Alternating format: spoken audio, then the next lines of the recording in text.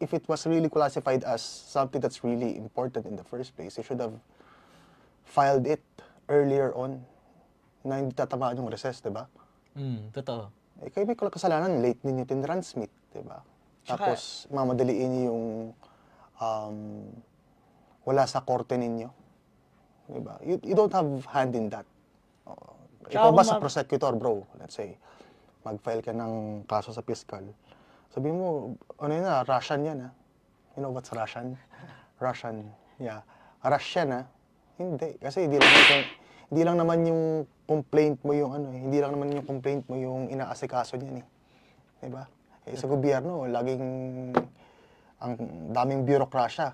Which is, somehow, in this case, it's a good thing. Kasi bureaucracy is check and balances. But for us, yung bureaucracy is red tape. Totoo yan, totoo yan.